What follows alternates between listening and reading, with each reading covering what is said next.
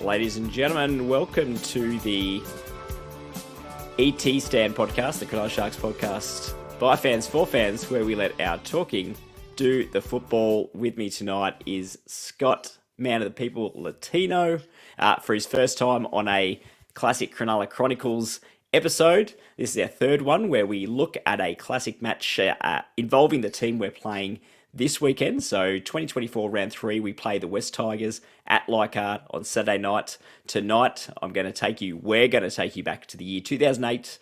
Beijing had the Olympics. Summer Heights High was a top rating hit on ABC, and BBBB Brett Kimmorley was a tiny fullback with a sick habit for tries for this great club. It was peak Cronulla Southern Supporters Club CWC days. It was peak Ricky Stewart coaching era. And, well, Lats, it was a big night for all of us who went to that match. What do you remember of 2008 more broadly? Mate, more broadly, I remember going into 2008 not expecting too much after getting drubbed, I think, by Souths in a semi-final. In a trial match. I think it was 44-0 from memory. Correct. Yep. And then being pleasantly surprised as the season went on. We looked strong. We built some really good combinations. We had Greg Bird and Paul Gallen in there. You know, the Bruise Brothers. I just remember it just being a really solid year unexpectedly. And I have some slight memories of this match that we're going to go through tonight and dissect. But thanks to purple sneakers, it's not many. You're right. I do recall of the season. You are right. 07 was what we lost. Lost a lot of matches by 6 points or less. And then the off-season didn't look that great. We had a few ins and outs, but nothing significant. And then came in with a big win at Manly. Snuck home in the end, but it was a huge win in the scheme of things against Manly at Brookvale. And then against Melbourne in Melbourne.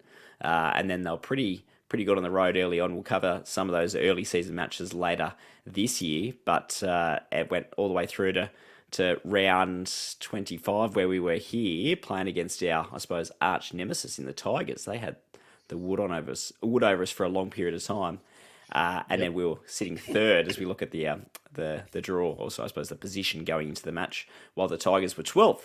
Still a mathematical chance of making the finals. They'd beaten fellow finals hopefuls in the Dragons 3 weeks before. They'd smashed the Bulldogs, who were having a bit of an off year, but they 56-4, but they also lost very heavily to both Manly and Parramatta and had a few injury issues that they were concerned about, I suppose, as we'll look at the team soon. And they also lost to Penrith about 5 weeks before, where Cronulla were hot on the heels of a famous 20-0 win over the Roosters on a Friday night at Shark Park. We'll talk about what happened after that shortly. We did lose across the ditch 18-4 to the Warriors, but we also had solid wins over Souths, who were out of the running that year. The Dragons, that was a big win, coming back from 12-0 down late with Brett Kimmorley kicking a field goal with a few minutes to go to win that one.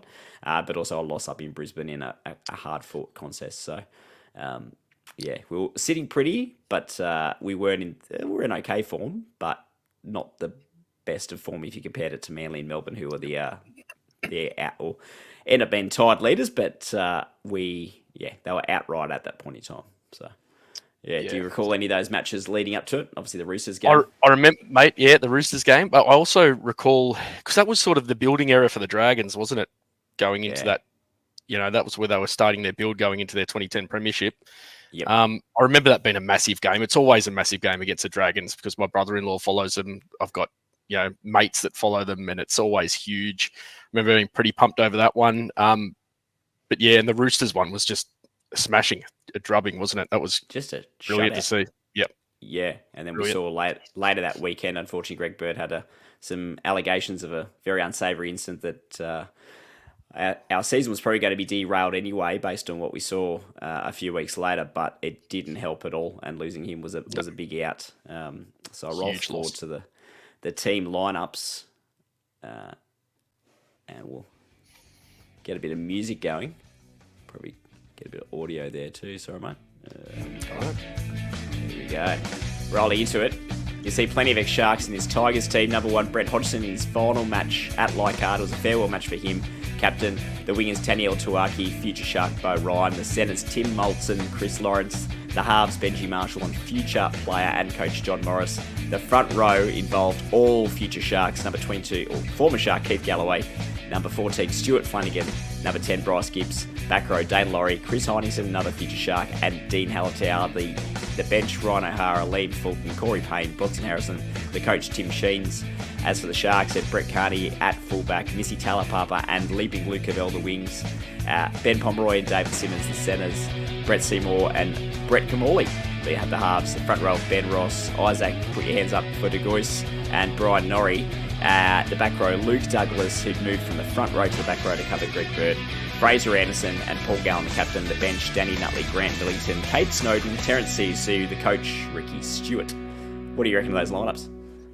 Mate, solid on both sides. I remember Taniwela Tuaki was an absolute beast, try-scoring beast. He ended his career with quite a serious injury, didn't he? It was an ankle injury. Really bad injury. It's I think it was on the Denham Kemp, the Bloke in a Bar podcast, where Bo Ryan was interviewed, and he said that there was two things that happened in his career. There was Taniela Tuaki, who was the form winger, like the best winger in the world, had a season or career-ending injury, and two, that Tim Sheens was about to drop him right when he was starting to do all the footy show stuff, was getting right into media, and he had a couple of poor games in a row, and he was playing the Roosters, and he conceded a try early, and then I think he scored 2 or 3 tries at the Sydney Football Stadium. They won, and that saved his career, because he's like, well, he was a nobody. If he dropped out there, he probably would have continued on the footy show, because they would have been like, who's this nobody playing reserve grade? And then his career's now gone. He's done way better in media. But Massive. You're right, so many players that ended up playing for the Sharks, but also too, they only won the grand final 3 years prior in 05 with obviously no Farah in that team, but they've still got Benji Marshall at 5'8", Brett Hodgson at fullback, Chris Lawrence in there. So it's a solid team, despite the fact that they were outside the 8 and they had the wood all over us. We'll talk about the record in a sec. While the Sharks team, Brett Carney, great at the back. It was just a solid team. They weren't going to win the grand final that year, unfortunately, but they were just really good. They were just rock solid, weren't they? Noddy was a settling, that leader had that leadership role. Gal was becoming a great leader, and Kate Snowden was about to hit his straps. So just some big bodies in there in the forwards, weren't there? And big bodies to come from the Tigers over to the Sharks eventually. Yeah, and you look at there, you got Kate Snowden pre-making Origin and Australian debuts before going to the Knights in that ill-fated 2011 shenanigans there, but coming off the bench, so it's very handy having him. Danny Nutley at the end of his career coming back from England and the Roosters to have a song with us coming off the bench too. Grant Millington was solid, but having CUC come off the bench and carve up at hooker was a handy replacement for De Gois. After I think Kevin Kingston copped a season-ending injury earlier in the year. And Fraser Anderson, we're talking about offline just before, it's a travesty. He went to French rugby. We'll expand on him soon, but he was one of the standouts in this one. I'll roll forward to the actual match itself. There was a lot of doubt going into it. I'll have a look at our record, but going into it versus the Tigers, we had played, I believe it was 14 times, 1 draw, 4 wins for Cronulla, 9 wins for the Tigers. So since they merged in 2000, neither were particularly good teams. Like, they both had very, very poor back end of the 90s kind of periods. They ended up winning a comp in 05. No matter where they were, they smashed us. The last time we'd beat them before this match was 2003 mid-season, where we got by with a scratchy 28-26 win at home. Brett Kimmorley got a broken jaw and played most of the match with a broken jaw, then was out for a fair period after that. And then later in the year at Campbelltown, they pumped us. So we went into this match with a lot of, I suppose, hoodoo talk over our heads going, oh, Sharks can't beat Tigers no matter what's going on. There was the Greg Bird stuff. And then what actually followed, unfortunately, I'll talk to everyone right now. Well, we should have said this at the start. There's minimal footage online, unfortunately. There's a replay of a Luke Covell, leaping Luke Covell try from a bomb, which is the second try. Thanks to Ryan Tilse, who runs a pretty good Sharks highlights page. Shout out to him or request from him. Do you have any more of this footage? It'd be great for us. But and then it shows the final try as well, where Brett Carney scoops up a loose ball and runs 35 metres to score. So a lot of it where I'm piecing together from match reports and forum comments. But early try to Missy Talapapa on the right wing, right in front of where the C was. Luke Covell nailed it from the sideline, as he tended to do. A few more tries from the Sharks, who were dominating field position, but just like that era, weren't really converting that into bulk points, but it was enough. The 3 tries and a penalty goal made it 20-0. Bronson Harrison backed up Benji Marshall to make it 20-6 right on half-time. The second half was a bit ho-hum. The Sharks were well on top. Paul Gallen copped a on report for a high shot, I believe. I don't think he ended up copying any weeks for it, but that was the controversy coming out of the match with second half tries to Seymour and Carney. Both of them were runaway tries to wrap up 32-6. And the notable mention for the match was the last try by Brett Kimmorley. Go check it out online. It just showed his elusive running. The fact that he just didn't give up on his play. He was just, really dynamic. Yep. And later on, he early 2009 broke his ankle on that crawled our season there, I reckon. But that was in round one, wasn't it? Round one against Panthers in the wet. So, yeah. And then what you're saying, you went on to play in England for Bradford. Yeah. Yep. He was such a little player, but he had such a big heart. Like he'd just carve up, wouldn't he? I remember he was one of my favourite players. Chris Kelly actually, I think for my birthday, got me a signed picture of his, like in a frame and everything. I've still got it somewhere. It's in storage, but nice. I'll have to dig that out for another episode. But I just remember loving. Like it was right in the height of the CWSC days where we were right into the chance, and he was just right there, wasn't he?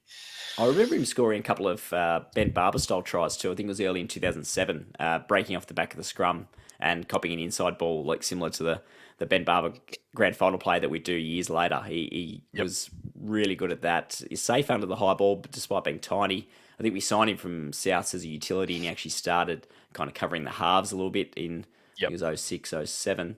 So 06, and then he had a full season at fullback with a little bit of injury interruption in 07. Looking at his stats before, he did score about 20 tries for us over that period. We'll roll forward to the talking points, I suppose. The key bit, or the big one, is the Greg Bird thing, I suppose. Yeah. I don't know. It all happened. It's all been and gone now as to whether the Sharks did the right thing or not. We'll unpack that another time with Boldo, probably an off-season topic. But they were serious allegations. Do you reckon we would have done any different with Greg Bird in the side going into the finals? Oh, I reckon we would have been a little bit more competitive against Melbourne. Yeah. I don't think we would have won the game. Yeah.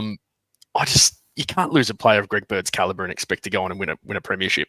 You're down that play. You've replaced him with no one of that caliber.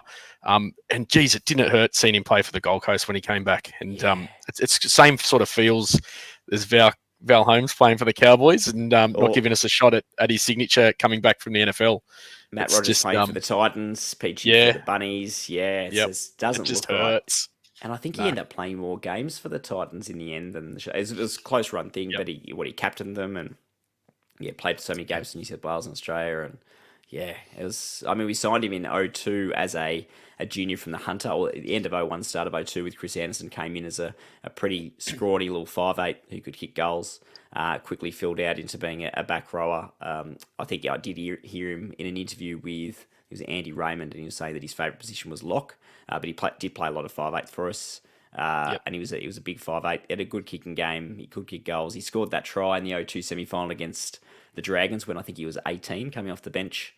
When we won 40-odd 24 or something, where Matt Johns went down early with a neck injury, and Greg Bird played the rest of the match, and he played the full prelim final the following week against the Warriors. Wow. But I remember him scoring, I think it was the final try, and Dean Treaster was picking him up. And an 18-year-old scoring at the Sydney Football Stadium, packed house against the Dragons. So good. So it's a shame that all happened. And you're right. I think at the time we were all talking up going, it's okay, we'll be all right. But it didn't help at all. Yeah. No. And then the Tigers, going to, we touched on before, the record against the Tigers was terrible. It did turn around after this. We did have a pretty good record against them. But also, too, I remember you were there, I was there that night, and we were just copying bulk from the Tigers fans, and you had to not commit, because there was obviously the media, the allegations against Bird were heavy, and then all the other stuff too, with the fact that we'd never beaten the Tigers or hadn't beaten them in 5 years. We were going to go out the back door again. The wheels about to fall off, all that stuff, and we ended up winning and winning well. I think following weeks too, we lost Brett Seymour, I suppose, in the middle of the week between week 1 and week 3. First final. Yep. Yeah, it didn't help. We're talking about Brett Kimmorley before.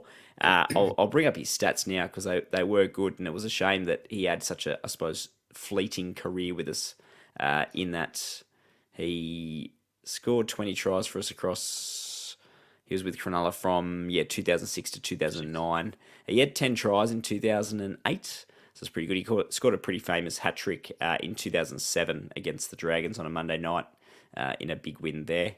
But yeah, that season was affected by injury, and he played 8 matches. And it was 2006 where he played 20 odd games, most of them off the bench, and a little bit filling in the halves before progressing to a full season at fullback. As he said, he went on to Bradford and carved up over there, scored 59 tries across 112 games. I think he's someone that really could have kicked on in the NRL if he hung around. Yep. That Super League style really suits his style of play, though, doesn't it? That fast game, and like Ben Barber. Yep. Yeah, was he a North Sydney Bear originally in the lower grades? He was, because he was with Souths, and Souths I think had the agreement with them at the time. Okay. Yeah, I can't remember him playing for Souths. Or... I do remember one game specifically. I think it was the 03 Greg Bird kneeing Shane Martini game where... Oh, yes, of course. Early in Brett Carney's career, and he carved up for them. I think I was listening on the radio at the time. They kept going about this Carney bloke who was scoring everywhere, and then Greg Bird took matters into his own hands. One thing this counts against Greg Bird, but I remember Bird telling the story, and I think I've heard Brian Fletcher say it too, but as Bird was sent off, Brian Fletcher said, we all hate you, and your teammates tell me they do too, or something along those lines, to just get... To get in his head, and Greg Bird said that it actually worked. He's like, "Oh, who's the rat? Who's the rat?" When it's just, and Brian Fletcher's like, it's just him just stirring. So, yeah. But which I suppose Greg Bird was very young then. He was only 19 or 20 odd, and then he was very good at giving lip himself. Fraser Anderson, by all accounts, not that we have footage for it, but just going off memory and forum reports and the like, and news reports, Fraser Anderson was man of the match in this game. Really dynamic. He started with us at the start of 07 as a winger of all positions, moved to the centres and then the second row. What are your memories of Fraser? Mate, I remember having the conversation. I think Chris Kelly texted me after news dropped of him being granted a release, and we were filthy. He just grew as a player so much in that 2008 season, and you were expecting massive things from him the next year and going into it really positively after finishing equal first on the ladder, and then to get that dropped on you right on the eve of the season opener. It was gut-wrenching and heartbreaking, mate. I think you can still find online. Ricky Stewart did write a letter an article for the that was his little tagline, the game's greatest thinker for the Daily Telegraph. I'd strongly disagree with that these days, but that's another story. Talking about how Fraser was leaving for the money and he was giving up the opportunity to be with his mates, the camaraderie, the mission that they had at the Sharks. Unfortunately, we all know how that worked out for Ricky Stewart, but it was a huge, huge loss. I think of all the players we lost, including Brett Carney with the injury, Fraser Anderson was the most unheralded. I think he just... you just weren't expecting it. It came out of nowhere, didn't it? Exactly, in amongst everything else happening. So for us, we signed him from Brisbane, actually. He played 2 matches for Brisbane in 2006. Then he played 18 matches in 2007 for 6 tries and 25 matches in 2008 for another 6 tries there. So not the greatest return, but still a healthy return for a second rower. And then, as you were saying, he played in Japan for a long time afterwards. And he came from a pretty well-known family of Anderson brothers from New Zealand in Louis and Vinnie Anderson too. And looking at his stats, Fraser Anderson's still only 39. So, bring him back. He's still good. He was 20. Played in the 2010 French rugby season for the Kobelco Kobe Steelers, and only retired from them in 2022. Japanese. Yeah. 2022. Wow. So that's only 2 years ago. We've lost Nickera for a few weeks. So, it's a side point. We've got plenty of front row depth, but not so much back row depth. Put Fraser Anderson in there, but he wouldn't be out of place. Match payment. He can make up for it, right? He made all his money in Japan. Surely he can get match payments only contract. Pay back to the club for leaving. Exactly, yeah. But rolling forward, a former Tiger who became a Sharks legend, leaping Luke Covell. This was one of those matches, if you look at the try line of him out-leaping, I think it was Taniela Tuwaki, and it's got some great Ray Warren commentary too, where he out-leaps him, scores, and then nails the conversion from the sideline with a bit of left foot reverse fade that he just tended to do. He kicked the skin off the ball every time.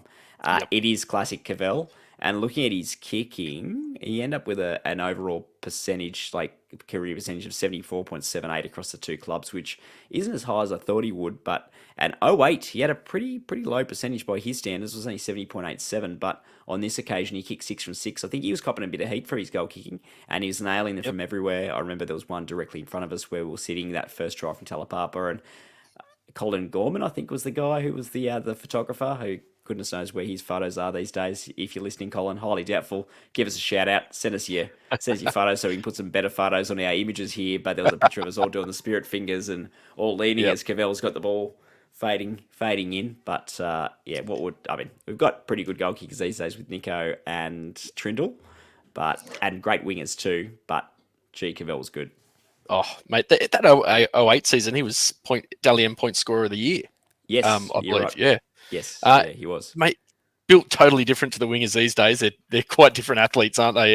Yeah. He wasn't the fastest winger, but he could leap and he could kick a goal. That's pretty much all you needed back then. That's it. At his final season, 2010, did his ACL playing against Parramatta. Looked like his career was over. Had Lars surgery. Came back for a swan song last few rounds of the year, and then scored that cracking, speaking of the Titans, I suppose, and Greg Bird and the like, great intercept. I think it was Matt Rogers' last game too, or definitely his last game against the club, against the Sharks. Covell took an intercept, and I think he's still running. Took him about 3 minutes to cover 60 metres, but he was weaving and fending off Scott Prince and got there and scored in that northwestern corner at Shark Park. So good. So, yeah, Luke Covell, we take a hat off to you. I was looking into Luke Covell today, doing a bit of research, and he actually, in 2012, he tasted premiership success with the Murwillumbah Mustangs in the Northern Rivers Regional Rugby League comp, and he iced the game with a late penalty goal. Oh, that is classic. So Covell, it was how good. on him. So he did get to taste premiership success. So happy for him. That's awesome. He's a legend. Just had that cult following, didn't he? He did. Well, earlier 08, it was another period where he was under heat copping a bad rap for his goal kicking against the Dragons at the Olympic Stadium at Accor, Homebush, State of Australia, whatever you want to call it. And in Golden Point, I believe was it Jason Rolls, I think, gave away a penalty in possession for lifting the knee or something like that, and Covell nailed it from about 45 out right in front. So I remember that game. We were at that. So it's classic Covell. But rolling forward, how the rest of the season finished. The Tigers ended up finishing 10th. There's the scorecard above with the Talapapa, Covell, Fraser Anderson, Brett Seymour, Brett Carney tries, with Covell kicking 6 from 6, and the Bronson Harrison try with the Brett Hodgson goal. I was going to put Brett Hodgson actually as one of our 5 talking points, but I thought our opposition player won't cover it too much. But he had a great career and disappeared to England after this. It was his final home game, and it was one of, I suppose, a rare occasions where the Sharks spoiled the party as well. Regularly, we rock up to be the team that gets lapped. For example, I think it was Cameron Smith's 300th or 400. It was going up to Newcastle with the rise for Alex Rand, which was obviously a very good cause, but still Will Lamps to slaughter there. It seems like every other big occasion, it's like, okay, here's the whipping boys that are rolled out to get the win, but the Sharks turned the tables there, and Brett Hodgson, obviously won a grand final with the Tigers in 05, played the 2001 grand final with the Eels and was one of their better players there, and is well known too for that Gordon Tallis incident in State of Origin. Yeah, he's only a little bloke as well at the back there, and he had such a good period of his career around this time, and then sort of disappeared overseas, and that was all we heard from him. We didn't hear much more, did we? Yeah, I'm not sure where he is these days, but I mean, he would have been handy in the Sharks setup in that period where I suppose we end up with Brett Carney, but round 2, 2009 would have been good. Yeah, absolutely. Yeah, bring him back from the UK. Why didn't we think of that? We signed Rennie Matura instead. But anyway, looking at it, the Sharks finished third with 17 wins, 7 losses. So we beat the Cowboys at home in torrential rain the following week. The week after that, we know we beat the Raiders at home in our last home finals victory. I never thought I'd say that we lost 2 home finals in a row, but you guys have all lived it. 2022 and 2023. That's been and gone. And then we had the prelim final against the Storm. We won't talk too much more about that. While the Tigers faded out and finished 10th. As Kelly was saying the other day, they either, these days, tend to finish 9th or spoon. On this occasion, I suppose they finished 10th. So, yeah. But that was that one. Any further closing points, mate? No, mate. I just I can't remember. Was it raining for that game? Was it a Friday night? I think so. I think it was a bit rainy. Either that It wasn't or the biggest crowd. it was beer from the Yeah, from Boldo throwing his schooners in the air. I'm not too sure, but I just that remember was happening going to too. sneaker. I was drenched, and I think I got kicked out of purple sneakers for falling down the stairs. But that's a story for another day. I think we all did. I think it was. I know it was a very, very long bus It was a ride. There joint was effort. many buses from Tarrant Point RSL that went via the airport, I believe, or like obviously trying to get there on a Friday night, trying to get to Leichardt. Yep. It's a pain at the best of times, let alone with the traffic. But I do recall stopping at that Macca's near the airport there, and there was a lot of people getting out to relieve themselves in Yep. not, let's say, not the Macca's toilet, Macca's. Bathroom there. Good times, and then kicking on to the city. I think kind of going to a few pubs, and then eventually ending up at Purple Sneakers and ending up on the night ride home. It was good times. Yep. Peak CWC. I think even Damien Irvine, that was his neck of the woods, and he was hanging out with us out of Happy his to show it off. Yeah, that's it. Showing off the local inner west area and getting a rare win in that neck of the woods and a rare win over the Tigers at the time. It's good times. I suppose we'll close out with a bit of up Cronulla. And for those who were listening, if you were there or you have better recollections than we do, hit the like and subscribe. Send them through. Let us know. Let us know where we're wrong. Let us know how good Fraser Anderson was. Let us know how good Missy Talapapa was. And what's your favourite Brett Carney moment, I suppose? And would we have won if we had Greg Bird and Brett Seymour? That's a chat for another day. Cheers, lads. See you next week. Next week we will cover the 2013 home game against the Canberra Raiders, round 4, 2024. We're playing against the Raiders. We'll cover, it was a match, it was in the early days of Anthony Milford as he carved up. But the good guys get the win. Don't worry about that. That's not spoiling anything. Tyrone Peachy may play a key role. Anyway, that's a travesty he didn't play for us. Anyway, I'm babbling now. Cheers, mate. Go Sharks. See you, mate. Up. Up. See you, mate. See you, mate.